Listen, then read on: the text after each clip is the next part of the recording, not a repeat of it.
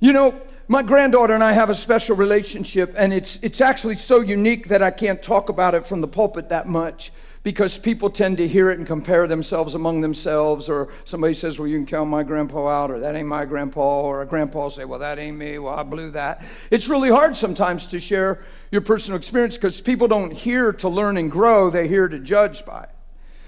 But we have a unique relationship. My granddaughter, the whole time growing up, was different than any child I had seen personally towards me, and I would ask the Lord about it. And there was a time where the Lord, when she was 9, I said, how is this little girl like this? Why is she living like this when she's over here?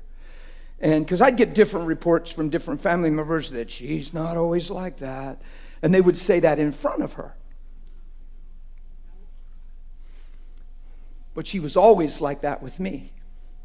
And I asked the Lord why. And you know what the Lord told me? He said, it's the way she sees you. And it brings the best out in her. Because she sees you for who you are, and she knows how you love her. And it brings the best out in her, and she doesn't want to do anything to hinder that connection. And the Lord spoke to my heart, and He said, it's the reason my name is so profaned. It's the reason everybody's saying so many things about me, and people don't know if they can approach me, how to approach me, or if they should approach me. You think about all the things we've said about the Lord.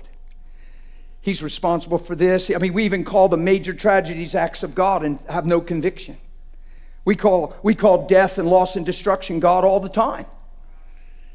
I've seen Christians practically give up because they lost a loved one. Guys, we wouldn't even have the loved one if it wasn't for God. You wouldn't be here. We wouldn't have a destiny. We wouldn't have a future. We'd have nothing to live for.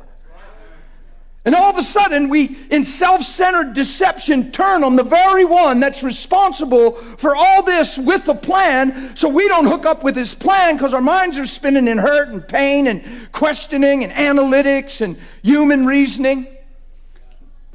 And all of a sudden, the strategy is that when you look at God, you don't get a clear view, so it doesn't bring out the best in you. Ain't that something?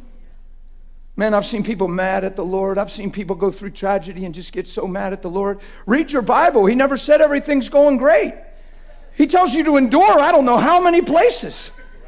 Why would He tell you to endure if everything's cookie cutter perfect? Why does He tell you, look, if he dies and believes in me, even though he dies, yet he'll live. He who believes in me will never die. Why does He say stuff like that? So you understand and can get through temporal death. So you can get through the physical loss of a loved one and run to the finish line. And not draw back and just pray for comfort and peace. The comfort and peace comes from the truth of everlasting life and Christ preserving us through His precious blood. See?